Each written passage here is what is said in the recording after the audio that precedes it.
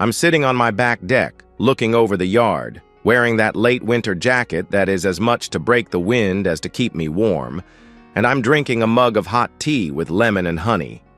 I'm holding the mug with both hands as it warms my fingers and palms between the sips that warm my throat and stomach. I can feel the warmth of the tea slowly radiating through my body, and between the sun and the tea, I'm feeling good. Sitting there, looking over the yard, I can't help but think of the old couple that had this house before me, and all the years they spent building the gardens and dropping little gifts in the ground that I am still discovering. I met them almost 2 years ago. They seemed nice and still loving toward each other after so many years. It was a bittersweet moment for me. I wonder what they thought of me at the time, and I want to thank them now, but I have no idea where they are. As I sit there, I hear a friendly voice from behind me. "Henry, you going to spend your whole Saturday just sitting there, or are you going to do something?" I can't help but smile. It's Craig, my next-door neighbor. He and his wife Cheryl were the first to welcome me to the neighborhood. They showed up at my door while I was waiting for the moving van. Craig and I are both electrical engineers, except I'm analog and he's digital. It makes for some friendly rivalry. I tell him he only knows 2 things, yes and no. His whole career is built on building circuits that say, yes, no, yes, no. He tells me that I spend so much time balancing inputs and outputs that I should work for the post office. What kind of friends would we be if we couldn't tease each other from time to time? I turn my head in his direction and call over my shoulder. "I'm going to sit here until I defrost, and my joints can move again." I can hear him coming up the 3 steps to the deck, and then he pulls up a chair. "I'm drinking tea. You want a mug?" "Hell yes. You don't have anything stronger, do you?" "Too early for me, but you're welcome if you want. You know where I keep it?" We head into the house and I put the tea kettle on. By the time the whistle blows, I'm ready for my second cup, so I fix 2. I'm drinking mine with lemon and honey. I'll have my honey from the bottle. All kidding aside, it is early in the day and I wonder what might be bothering my friend. He'll tell me when he's ready, so with 2 fresh mugs, we head back out into the sun and the warmth. We sit there for a time and just soak in the sun. Friends don't need to fill the void with talk. In time, when he's ready. I wish I knew what was bothering Cheryl. There it is. A man has 2 kinds of frustration. When it's the world that's bothering him, he'll rant and rave and yell at the moon. When it's his wife, he grows quiet. "Have you tried asking her?" I asked. He looks at me like I'm crazy. "Yeah. I've asked repeatedly. I've asked every way I can think to ask. I've been direct, indirect, logical, subtle, and nothing works. She just says that nothing's bothering her and to leave her alone." "I've never met a wife yet who wanted to be left alone when she was happy," I answered. He gives me a look that says, "I know." I'll tell you what really angers me. Last September, when I was feeling all that stress from the deadline on the GM chip job I was working on, I would work all day, then come home and work after dinner. You know what she did? She would come in the den and just sit with me. She never tried to talk or distract me. She would just sit there with a book and read. She'd sit there and I'd feel my blood pressure dropping and I'd grow calm, and then my head would clear and we'd talk a little and I'd get my work done without the frustration.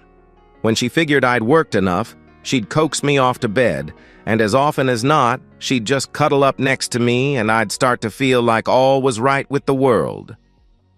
"Rough life, man. I feel for you," I answered. He snorted. "I'm not complaining about that. Work was hell, but life was good. Now I can tell she's upset. She's distant, distracted, ill-tempered, so I try to do the same thing for her that she did for me. I'll come into the living room, sit in a chair near her, and she gets up and leaves the room. It's like, wherever I am, she wants to be someplace else. I'm not asking anything of her. I just want to sit in the same room with her. I fix a snack, but she complains it's too fattening, or she isn't hungry. But it's never, no thanks. It's always more like, Damn it, you know I'm watching my weight. I tell you, she's not easy to love right now." I couldn't help but smile a little when he said that. In the time I've known him, I've learned 3 things above all else. Craig is generous, he is patient, and he loves his wife. "Can I tell you something just between the 2 of us?" "I thought all of this was just between the 2 of us," I replied. "Well, yeah. I can barely remember the last time we had intimacy. It's not that she's just disinterested. Whenever I bring it up, she becomes downright hostile. I mean, you'd think I'd insulted her family or something. And with the things she says when I try to initiate any kind of intimacy, you'd think I was just using her for my own pleasure. I tell you, she's damn hard to love right now." We sat there for a time, both quiet with our own thoughts. He was consumed by his thoughts, and I was trying to find the right thing to say. I finally broke the silence and said, "I have to tell you honestly that I never had that problem with Claire. I don't know why or how, but it seemed that we were always able to communicate. I remember when we would talk long into the night about whatever was bothering one or both of us. She never made me feel that it was her against me. We were always us against the world. I think I'll always be grateful for that." "Henry, I'm sorry I never met Claire. I really am. The way you talk about her, she must have been something very special." "Oh, don't get me wrong. She had her moments." I couldn't help but smile. I figured it was time to bring out and dust off one of my favorite quips. It seemed appropriate to the moment. "She could be difficult. I often think about going back to the priest who married us and saying, 'You know when you said that marriage takes work? Well, that really doesn't cover it.'" That finally got a laugh out of my friend. "No, I don't suppose it does." I hoped that I'd helped my friend. He seemed calm and relatively quiet by then, so we sat and sipped our tea until we were both warm and satisfied. We talked about work a little, and eventually, Craig went back to his house to work on his patients and whatever was bothering his wife. As I sat there, alone again, I ruminated on the past. No, marriage isn't easy. That much is true. But it's the most worthwhile thing I've ever done. I am far from the man I was when I met Claire. She changed me. From her, I learned patience and confidence in myself. Before her, I'd never had either. I could persevere and work long hours toward a goal, but that's not patience. As for confidence in myself, I knew I could do the job. But deep down, I doubted whether I had anything to offer anyone other than my work and a superficial friendship. She changed all that. I came to see myself through her eyes and started to believe that I was a man worthy of being loved. A wife changes a man, and a good wife changes him for the better. The other kind of wife erodes his self-respect and prevents him from becoming the man he could be. There is probably no more powerful force in a man's life than his wife, and she has more influence on the kind of man he will be and the life he will live than any other being on earth.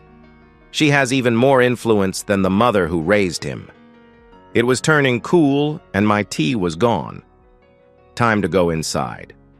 I may yet start a little fire in the stove tonight. It may be warm in the midday sun, but the nights aren't warm yet. I check the small pile of wood by the stove, and there's enough if I choose to start a fire. It's too early to think about dinner, so I settle down at my desk and work for a few hours. In time, I'll reheat some of the stew that I made last night, pull a roll from the bag, and pour myself that beer that Craig's had me thinking about ever since he visited. I'll turn on the radio, keep it low, and spend a quiet evening with my thoughts. Looking back, my thoughts a year ago were dark and brooding. I was filled with anger. It was hard to spend a quiet evening without the rage overtaking me, and I would search for a distraction. With an old house, there are always things that need to be done. I painted every wall, repointed the chimney bricks, pulled up the rugs, and refinished the floors. I still had work to do in the basement, but for now, it was fine for storage. It was an old house, but the basement was dry, and I was grateful for that. Work the next week was routine. The team was working on a new design for a compact radio receiver. It's not the sort of radio you might normally think of, It was conceived to be part of an inexpensive array of radio telescopes. There was an idea of building many of them and distributing them around the country to form one large but disjointed instrument. The size of the array was its strength, but if each node didn't perform as conceived, the array would not outperform the smaller, more expensive arrays. I wasn't sure we could do it, but there was money to try. And it was a challenging idea, so I threw myself into the project. Work has never been a 9-to-5 proposition for me, so around quitting time I would pack my case and head home with an evening of work planned. By Friday, I had 5 steady days of work, and more work, and it was time to relax.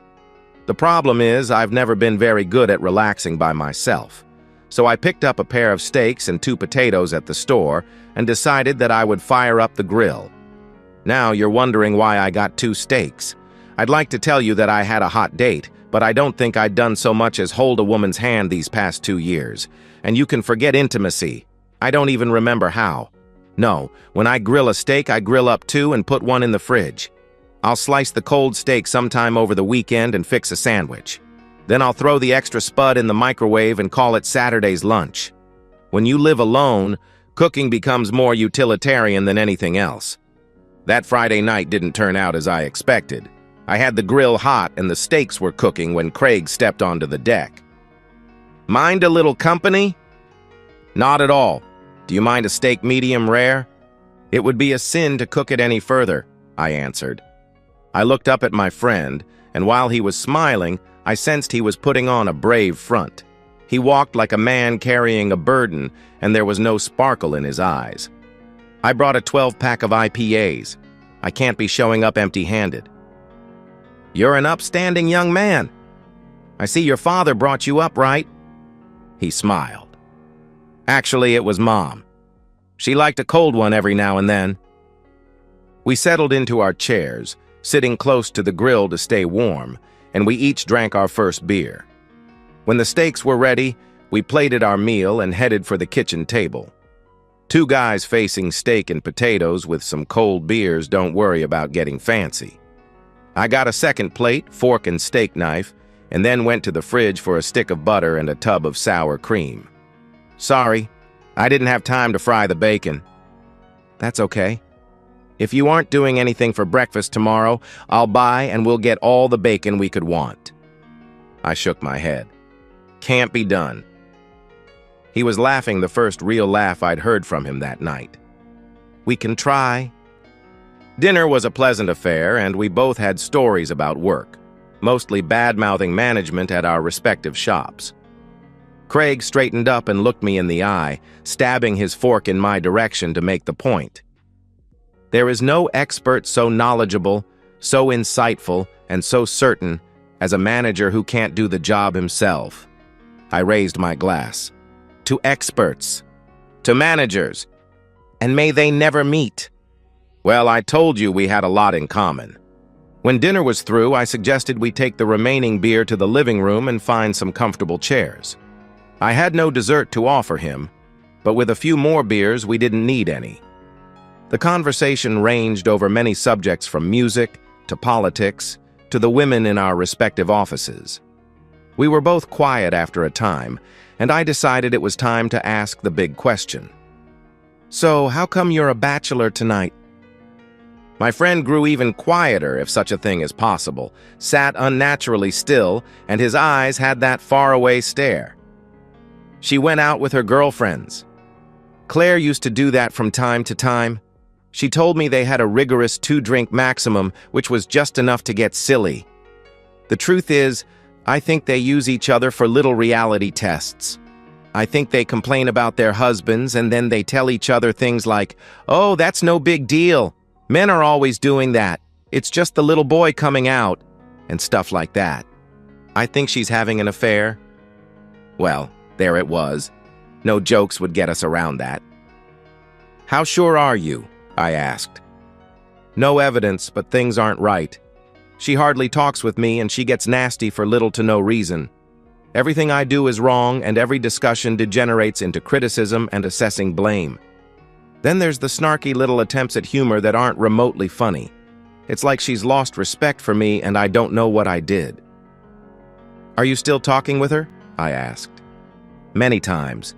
The first time I tried, she apologized and said she was just distracted by work. After that, she became dismissive and eventually she got downright nasty. It's clear to me she doesn't mind starting a fight whenever she wants to shut me up or get her way. And that takes an added toll. I think she's already left the relationship and just hasn't left the house. That was a lot to digest, and I sat there quietly thinking of what to say. I didn't want to push my friend toward destruction, but I wanted to assure him that he deserved better than that. Have you decided what you're going to do? I'm not sure. Tonight was the first time I've said it out loud. I have to tell you the pressure has been building in me for a couple of months now. I feel like the valve just blew and I can feel the pressure draining away if only a little. He kept staring into space for a time and said, "Now I'm just angry." I looked my friend in the eyes and said, "There's one thing I can tell you that I know is true regardless of what she's doing. Don't you do anything stupid. You have to keep your cool. And for God's sake, don't raise your hand to her whatever you do. She'll have the cops on you before you can say you're sorry, and the locks changed before you make bail." Craig was nodding, and he wasn't denying anything I said. The man was in pain. The conversation grew quiet after that. I suppose everything that needed to be said had been said. We spent the rest of the evening listening to an oldies channel on the radio, with talk moving from one superficial topic to another. Every so often he would mention some behavior or a slight to add to the growing list of disrespect his wife was showing him, and with every new addition, I would offer some poor attempt at understanding. The truth is I didn't understand, and I would never understand a cheat. If Cheryl was cheating on Craig, I didn't know what to say to him. All I could do was be a friend, listen, and support him as best I could. He stayed late that night, and we agreed to have breakfast the next day. After too many beers, we changed breakfast to lunch. Once my friend went home and I was left alone, all that talk of Cheryl took my thoughts back to my marriage to Claire. What is it they say? Man makes plans, and God laughs. No, he wasn't laughing at me. But there was a time when I thought he was. There was a time when I doubted that he existed at all. How could a loving God do something so horrible, so heinous, that my life was forever over, rent, torn asunder, and burned to ash? No, it's taken 2 years, but finally, I have begun to see the fault wasn't his. I knew who my tormentor was, and I knew he was just as far out of reach. In time, I had come to the decision that it would not be the loss that would define me. It is the memory of once having, once holding, and sharing that I will carry forward. That is the decision I made over this last year. But deciding and doing are two very different things. Every day has been a struggle, but the struggle gets easier with time. 2 years ago, I was living in one of those god-awful McMansions in a new subdivision on the edge of town. My wife, Claire, wanted it. It was one of the few things that we never really agreed on. She always thought that the new was better, and I liked the old.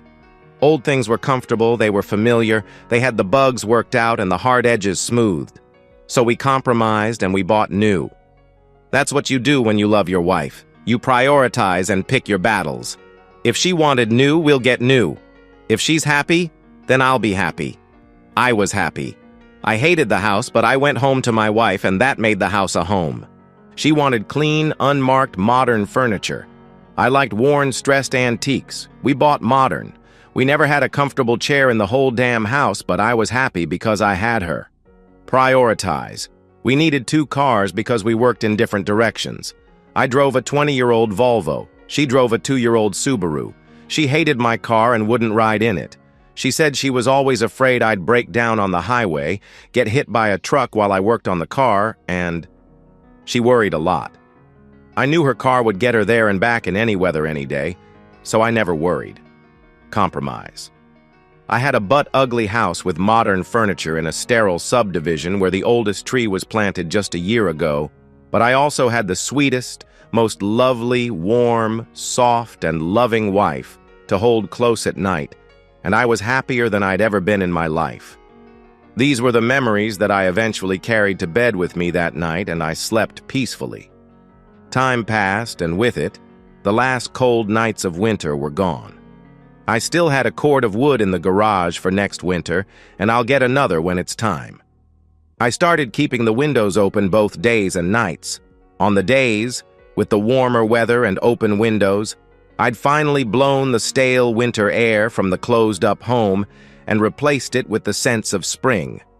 When a man lives alone, that's what passes for spring cleaning.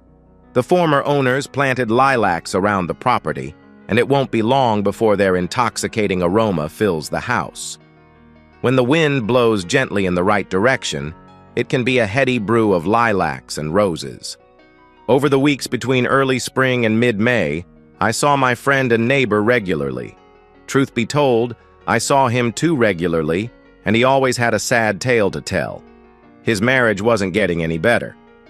Cheryl was staying out late more nights than she was home, and when she was home, she was a difficult woman. Craig was on his last nerve, and I could see it in his face. His love and his patience were both gone. I suggested counseling several times, but he said she refused to go. I had offered to let him stay at my place for a time, thinking that a time out might cool the fires of hell, but he never took me up on my offer. I was preparing to suggest a good lawyer, but the end of his marriage came more abruptly than I anticipated. She left me. That was all he needed to say. We just sat there on my back deck, drinking our beers and waiting. A moving truck came while I was at work, and she moved out. "Did she say why?" I asked. She tried to say it was me, and threw every insult at me that she could think of. She said I ignored her, and I wasn't meeting her needs. She said I was boring, and she was tired of cleaning up after me. That's a laugh. It's been months since she did anything around the house but sleep, get dressed, and go out. I tried to talk with her, reason with her, and then she went nuclear on me. I'm told every wife tells her husband the intimacy is bad when they're leaving. It's so common it's a cliché, I replied. Yeah, she said that, but that's not what I meant. She said she'd lost respect for me. Did she give a reason? I asked. She didn't have to. These past months, all she could talk about were how brilliant and rich the lawyers she worked for were.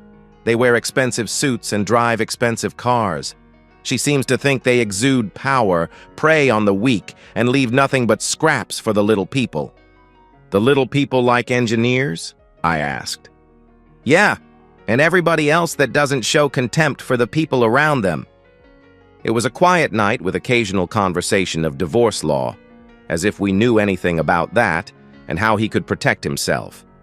This much we knew. We lived in a no-fault state, and she made nearly as much as he did. There were no kids. They both had their own car. They were still relatively young, so things like community property and investments weren't a big issue. The divorce should be simple enough. I gave him the name of a friend in the family law business, and he promised to make an appointment for Monday. I offered him a room for the night, but he said that Cheryl had left, and he'd be damned if he would let her force him out of his own house. I repeated my warning not to do anything stupid and watched my friend trudge back to his house. I knew he'd be drinking heavily that night. With news of his broken marriage and a type of closure on the pain he'd been feeling for many months, my own thoughts again drifted back to my marriage and how I came to be here. It's taken 2 years now, but I'm finally starting to feel settled into this house. It took a strange and unfinished path to get me here. One man carried the responsibility for it all. Just one man who changed the direction of my life forever. Peter Harris. That was his name. Peter, the drunk, worthless. Harris. Peter. One for the road. I can hold my liquor. It's just a 10-minute drive, Harris. Claire was working late. It was that time of year in her office. Harris ran a red light and hit Claire's car in the driver's door. They used the jaws of life to cut the car open and get her out, but she was DOA when I got the call, and life as I knew it was over. I was a walking, empty shell of a man after that. I raged at the world and I cried endless tears. When I finally got myself together and went to find the worthless drunk, he was already behind bars and he stayed there. In fact, he died there. One of the inmates had lost his mother to a drunk driver. Now he's facing a murder trial and Harris is buried deep in the ground. How do you take revenge on a dead man? I had only one option left to me. So one night I went to the cemetery and I pissed on his grave. It gave me no comfort. He wasn't worth the effort. That was the start of so many long, lonely nights. The house held so many memories of Claire that I saw her ghost in every room. My therapist told me I needed to move on, and eventually I knew I couldn't do it in the house we shared. So I sold the McMansion with most of the furniture, bought a small, older home from a lovely older couple, and settled into building a new life with old memories. It was slow work, and even now I was far from moving on. The pain had lessened, and the memories were warmer, but I was still a man mourning his wife, and I knew it. Over the next weeks, Craig was a frequent visitor. I would occasionally show up at his door with a six-pack and a pizza, but I made sure he knew he was always welcome at my place and mostly left him to come or go as he pleased.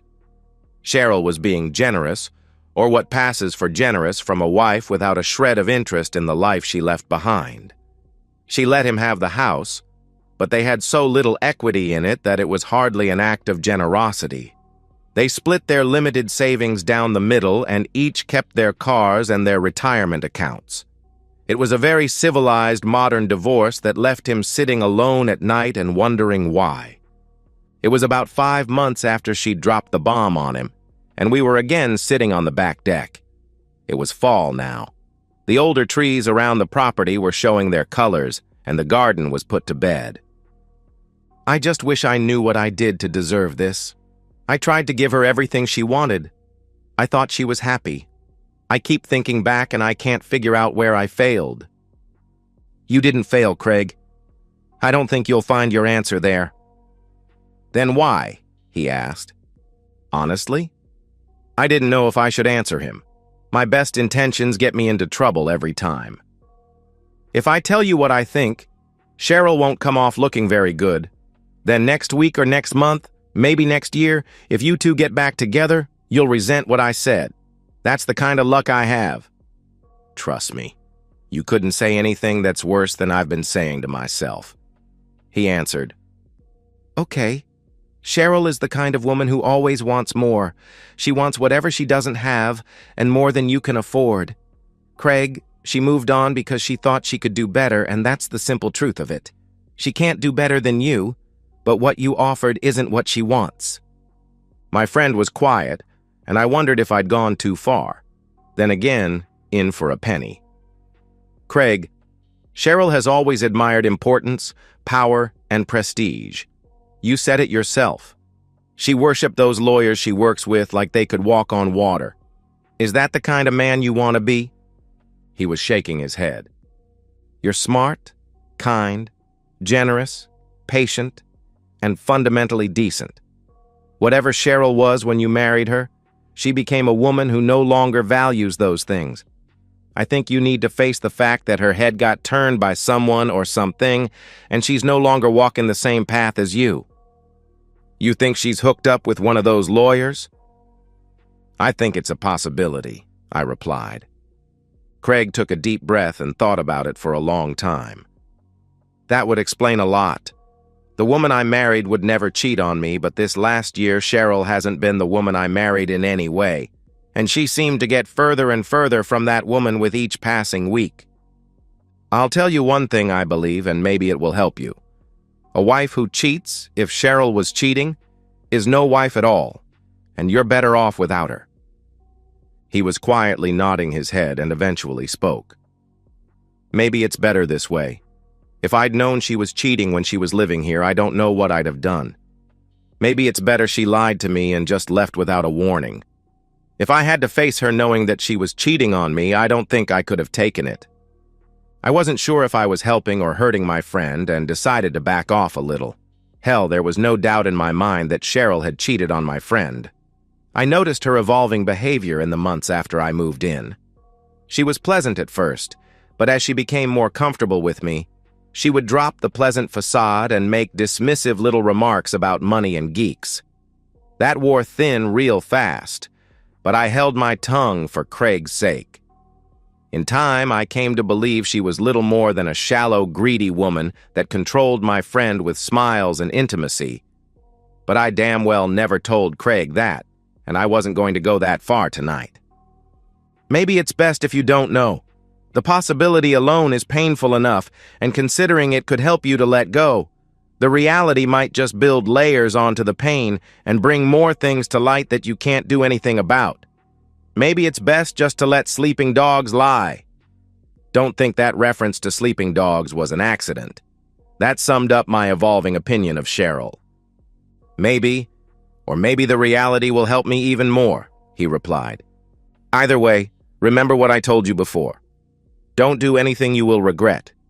You're a good man, Craig, and you don't need more pain and more problems now. Whatever you learn, just let it go and move on with your life. My friend was nodding his head, but I could see he was thinking, and I knew they were dark thoughts. I'd been in a similar place not so long ago, and I knew it didn't lead anywhere good. Why don't you spend the night here? The guest room is made up. Thanks, but I'm going to live in my house. That's one thing that's still mine. Okay. Breakfast tomorrow? I asked. That, at least, brought the glimmer of a smile to his face. Bacon. I'm in the mood for bacon. When are you not? So the evening ended on a light note. But again, I watched my friend make his way home like a broken man who'd lost it all. And why not? He had. Breakfast the next day found my friend in better shape than the night before. He said he'd gotten his first good night's sleep in months. He admitted that the possibility of Cheryl having an affair was one he had considered, but until last night he'd never admitted it was possible. Now it seemed more than possible, and his loss was somehow diminished. Over breakfast, we decided that we both needed a distraction. So, what do two engineers do when they need a distraction? We started by hitting the car shops. The new models were coming in, and we wanted to test drive something fun. Sure, we disappointed some salesmen, but we had fun doing it. Then there is a shop in town that sells interesting rocks and fossils, so we decided to check it out. We left there with our wallets a bit lighter and our geek cards punched, then headed to a favorite BBQ place for a late lunch of ribs and brisket. We spent the afternoon with the parts catalogs and started looking at components. We wanted to build something fun, probably several somethings, and we started throwing out ideas. It was too late for any spyware to change either of our lives, but there are chips now that combine GPS with ham radio transmitters that can be made to report its location periodically. I didn't know what I wanted it for, but I had to have one. I also decided that I wanted to build a miniature Geiger counter. Don't ask me why, but as soon as I saw those little Russian tubes, I knew I had to build one. Craig went for the Raspberry Pi chip and decided to build a small computer. Then, too, he got it into his head that he was going to build a high-end atmospheric monitor. He started with temperature, humidity, wind, and all the usual stuff. Then he added sensors to measure particulates and ozone. The latter was a bit pricey, but the idea fascinated him. Again, why wasn't one of the questions we were asking. We were just two boys having fun. We were getting our geek on.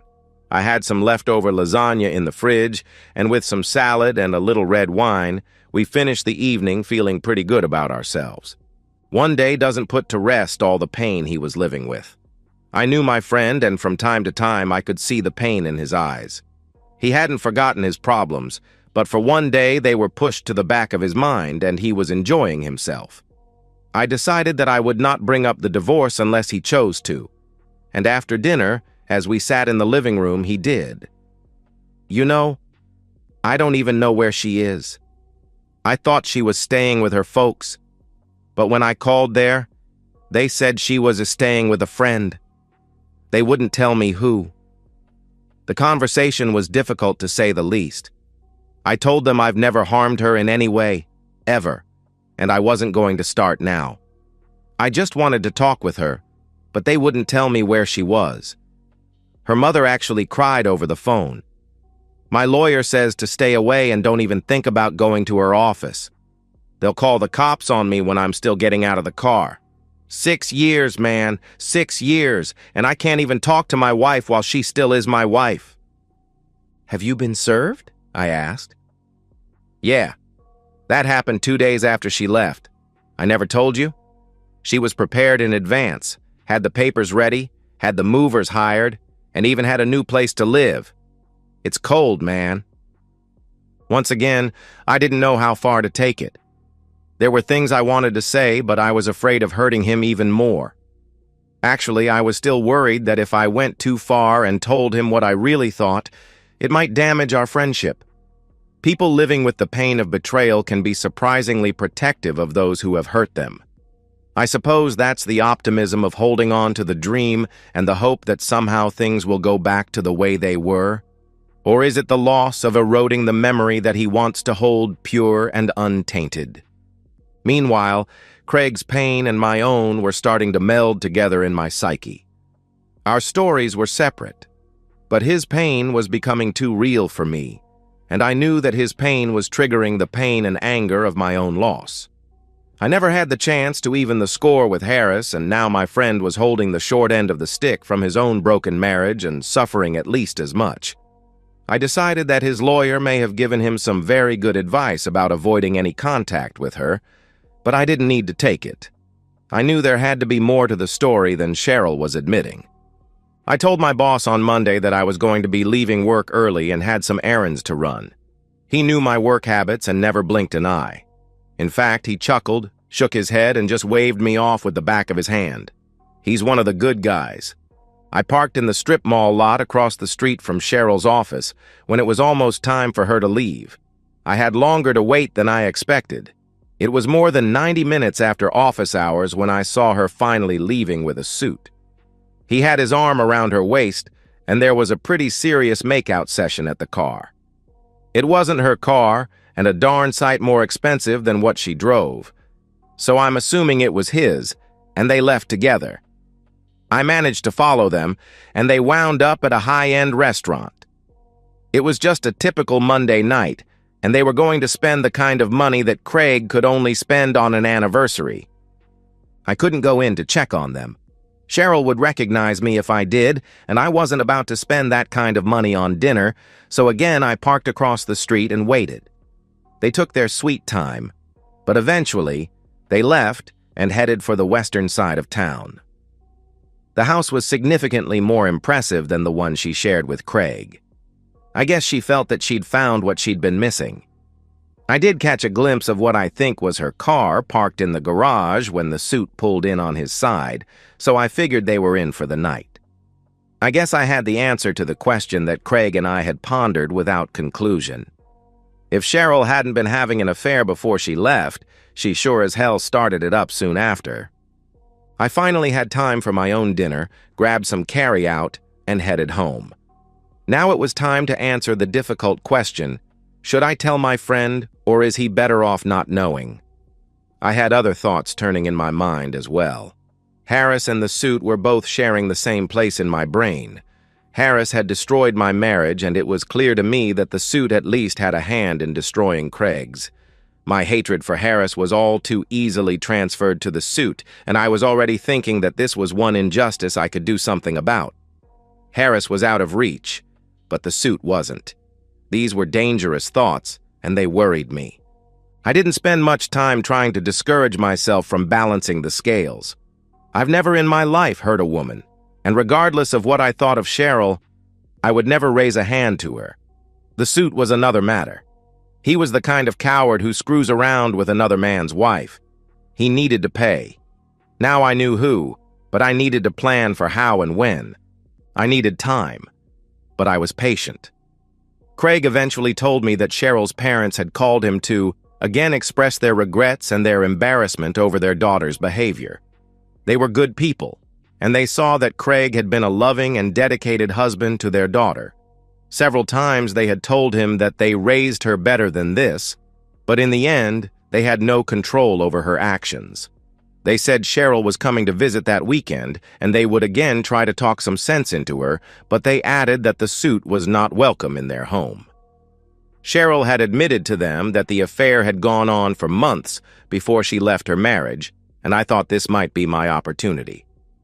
I followed the suit, and Friday night he went out for a few drinks. I parked around the corner and waited for him in the parking lot. I've never ambushed a person before, and maybe I went overboard in planning. I ran a wire from a post set in the asphalt by the back of the building to the shadows maybe 8 feet away. The post was one of many set to keep cars from parking too close to the structure and provide a safe path for the clientele. I was ready, but the suit took his sweet time. Several individuals and couples walked by as I waited, but nobody noticed me crouching in the dark. Finally, as the suit walked by, I tugged the wire and he tripped forward, landing with his face and chest on the asphalt. 2 quick steps and an overhead swing brought the end of the bat down hard on his right hand, and I heard a very satisfying crunch. He groaned and instinctively rolled away from the pain.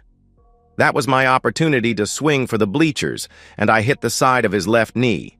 There was a loud crack, and I knew he was out of commission. He was no longer in a position to defend himself, but I felt no mercy. One more hard swing to his junk and he convulsed and passed out from the pain. No one was running or seemed to hear his scream, so I quickly walked to my car and drove away. No police officers ever came to my door. No detectives ever questioned me. In the life of the suit, I was nobody of any importance. I didn't exist. It was the one and only time in my life that I ever did anything remotely like that, and I did not feel 1 ounce of regret or remorse. Time passed and my heart no longer raced whenever I saw a police car. The Arctic winds and blinding snow of winter were in full force. I was riding in the dark every morning, driving to work in the dark, going home in the dark, and falling asleep in the dark. A man needs friends to bring light and warmth to his days when winter places its heavy grasp on the world. A funny thing happened after Cheryl left, and I was unaware of it for a long time. Friends and neighbors up and down the street started visiting Craig the same way they had visited me shortly after I first moved in. They knew his pain, and they reached out to give support in his time of need.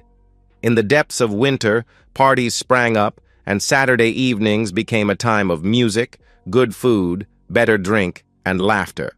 Craig was doing very well, and I, it seems, was better too.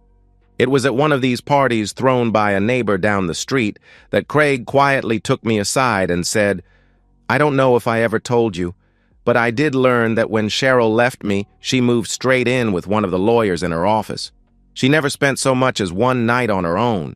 She just slipped smoothly from one man to the next. I've got to say the anger from that singular act of betrayal pushed a lot of the hurt out of me and became my means of recovery." Rejection by someone you love is a hard thing to accept, but I suppose betrayal puts the loss in perspective, I answered. Funny thing about that lawyer. He got mugged one night coming out of some fancy bar he frequented where all the customers are Mr. This and Counselor That.